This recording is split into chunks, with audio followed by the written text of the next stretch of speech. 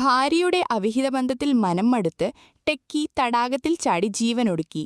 ഹൈദരാബാദിലാണ് സംഭവം. എസ് സീതാറാം 39 ആണ് ഹൈദരാബാദിലെ ഹുസൈൻ സാഗർ തടാകത്തിൽ ചാടി മരിച്ചത്.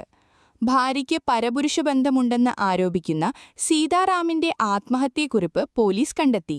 അന്വേഷണത്തിൽ എം രമണ റെഡ്ഡി എന്ന വ്യവസായിയുമായി സീതാറാമിന്റെ ഭാര്യ രേണുകയ്ക്ക് ബന്ധമുണ്ടെന്ന് കണ്ടെത്തി. സംഭവം അറിഞ്ഞ സീതാറാം ഭാര്യയുമായി നിരന്തരം വഴക്കുണ്ടായി. കൂടാതെ ഇത് സീതാറാമിനെ കടുത്ത മാനസിക സമ്മർദ്ദത്തിലുമാക്കി. ഭാര്യയുടെ അവിഹിത ബന്ധവും അതുമായി ബന്ധപ്പെട്ട മറ്റു പ്രശ്നങ്ങളും മകനെ വളരെയധികം അസ്വസ്ഥനാക്കിയിരുന്നുവെന്ന് സീതാറാം റെഡ്ഡിയുടെ പിതാവ് വെങ്കിടേശ്വർ ആരോപിച്ചു. കൂടാതെ മറ്റൊരാളുമായുള്ള രേണുകയുടെ സ്വകാര്യ ദൃശ്യങ്ങൾ കണ്ടത് സീതാറാമിനെ കടുത്ത മാനസിക വിഷമത്തിലാക്കിയെന്നും പിതാവ് പറഞ്ഞു. ഏപ്രിൽ 21-ന് ആത്മഹത്യാ പ്രേരണാക്കുറ്റം ചുമത്തി രേണുകയെയും കാമുകനെയും അറസ്റ്റ് ചെയ്ത് ജുഡീഷ്യൽ കസ്റ്റഡിയിൽ വിട്ടു. 2018-ൽ വിവാഹിതരായ ദമ്പതികൾക്ക് 7-ഉം 5-ഉം വയസ്സുള്ള 2 കുട്ടികളുണ്ട്.